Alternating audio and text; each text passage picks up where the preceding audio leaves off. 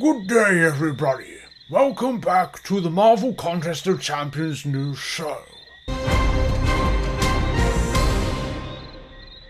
Are Kabam concerned about the performance of Relics as a new survey goes out to the community? Absorbing Man's SP1 is whiffing, or is the AI getting faster? We're going to look into that. Good news for using champs in and out of Alliance Wars, and so much more like deep dives. Yes, hello everybody, good day, and I hope you're doing well. We've got lots of things to cover. It's a Monday. Lots of things happen on a Monday, like transitions. Look at that transition on screen, and then it goes boom to the next thing that I'm talking about. Yes, I had time over the weekend to have a look at my my setup and stuff. More so for like live streaming things, but yeah, in any case, let's get into the show. Make sure to hit the like button, subscribe with post notifications on all. It really helps out the channel. And yes, lots to cover. Our first story is all about Absorbing Man Wiffing in SP1. There is a specific nature to this because you might be saying to yourself, well, my Absorbing Man doesn't whiff an SP1, but it just depends on the rotation. As this player says here, Absorbing Man's SP1 keeps whiffing when landing the first hit of the heavy attack into the SP1.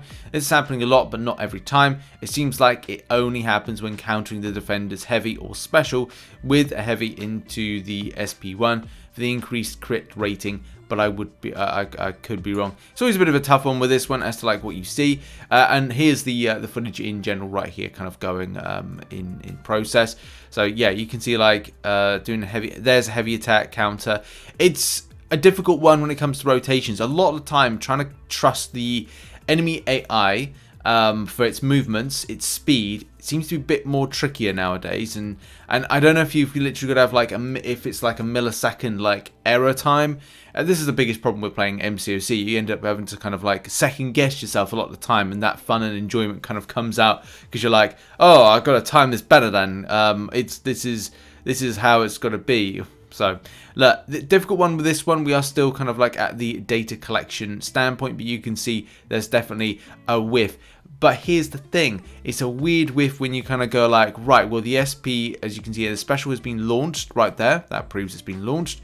And then at the first hit, where Hercules seems a little bit dazed, he's like, oh, no, I've got good reaction times here. So it's kind of odd that at that particular point he is up and raring to go. And I'd be like, there's a big ball of like, what, does that just pass through you? Is it transparent nowadays? Translucent? Whatever it is, just pass through you. You're a ghost. Piss off, ghost. But yeah, like, it looks like it's an issue when it comes to the way the champion's locked into it, locked into special attacks. It happens a lot of the time. I've seen it, I've been on receiving end of it, where I've swiped away on something, and I've been hit by, I don't know, it was like a little bit of a special attack of an enemy, of the defender, but I was able to still evade out of the special attack whilst in process. It's kind of a weird one to kind of explain it, but this is a good visual representation of it on the attacking side. And it's still a case of like Kabam, well, I don't think they're investigating it at this particular point. But yeah, they need to kind of like look into it, to be honest. But yeah, I'm not noticing any other patterns concerning this besides what I put in the original post. So it looks like this is a rotation based issue and something that I hope Kabam look into, but God only knows if they'll actually look into it. Also, something of a bit of a good news about champions being locked into Alliance Wars. One thing that we've come up from the live stream the other week was a bit of good news, and in particular when it comes to the 2-day attacking phase. I love it when Alliance Wars receive some sort of buff. And especially, yeah, the message here about all of this. Everybody copy and pasting here, and we'll clear up some things. When we move to a 2-day attack phase for Alliance Wars, which is coming soon, Alliance War defenders will no longer be locked from solo content. That means you can use your Alliance Wars defenders in any mode except Alliance Wars attack or Alliance Quest. That's a bit annoying, Alliance Quest. There's no change plan for Alliance Wars attackers or your Alliance Quest team at the same time. And it's good in any case. This is definitely positive news, especially when you're looking at champions being used in different areas. And also, like, you're like, oh, I really want to use, like, it's event quest, and you're like, I want to use a champion event quest, and it's like, it's an Alliance War. And you have to think about the fact that, you know, Alliance War's defense, there's five of your champions are locked into it. So you can't use 5 of those champions in other bits of content. So it always feels pretty sad when you're like, I really want to use this champion in this particular content.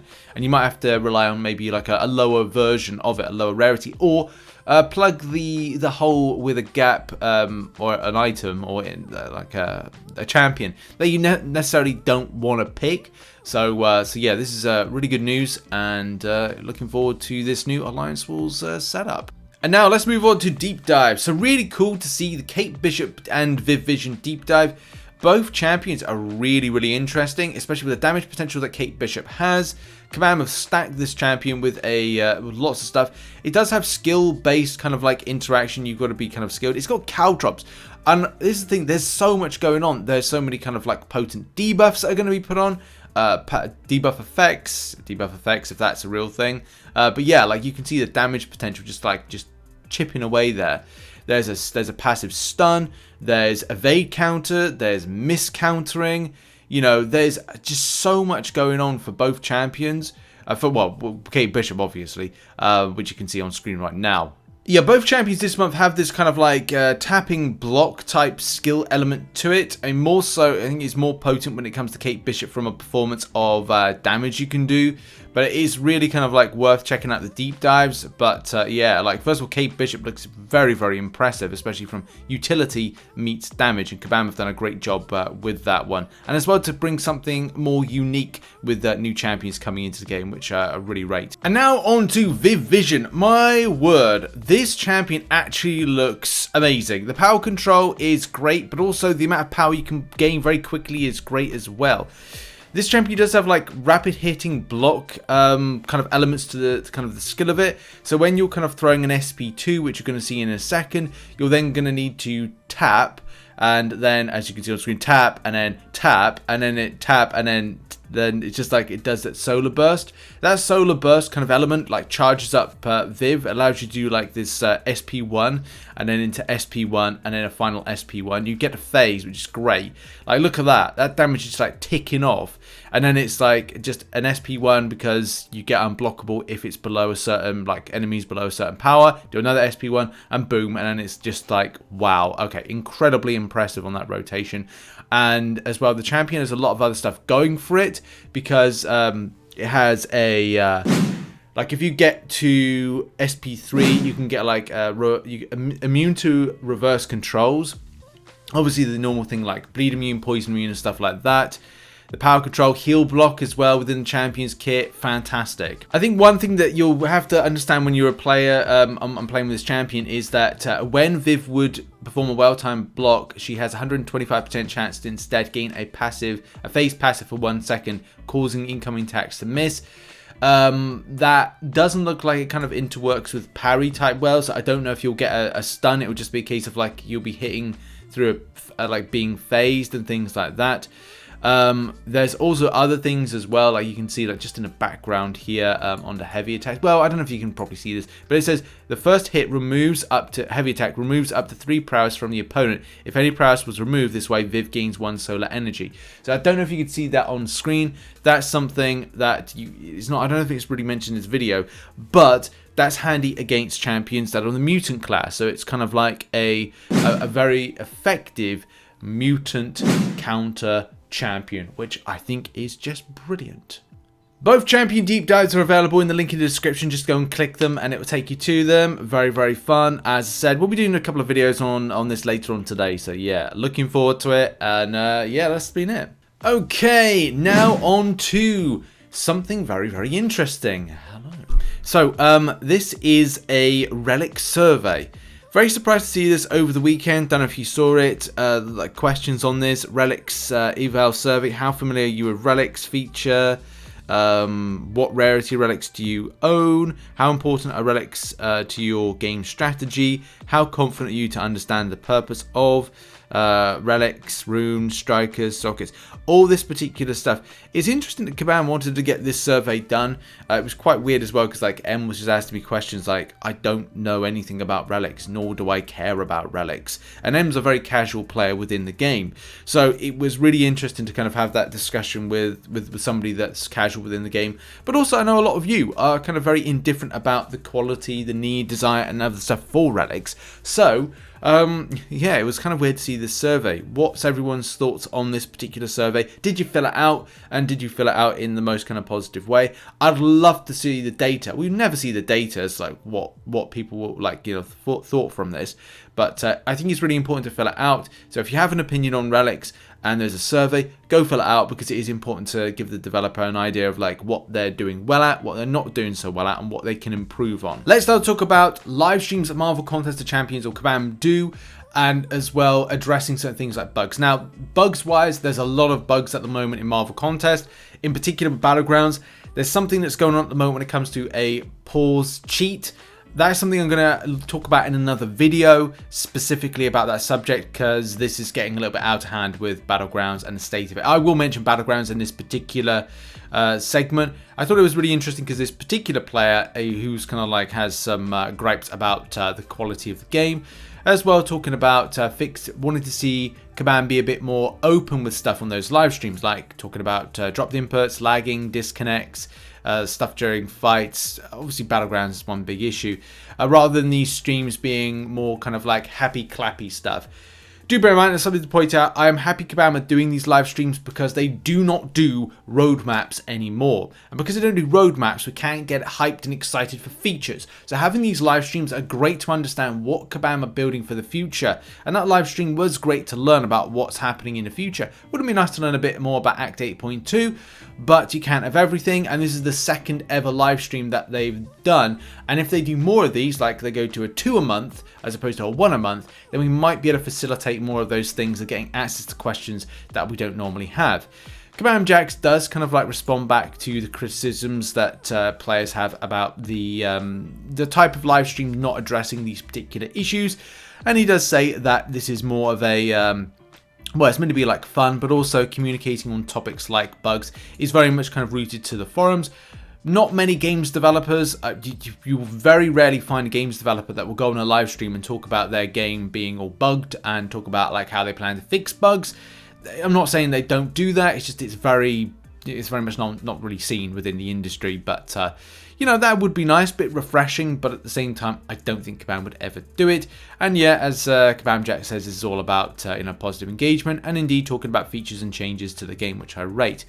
But I do agree with the original post that they've got to have certain things in place, like letting people know about what's going on with bugs.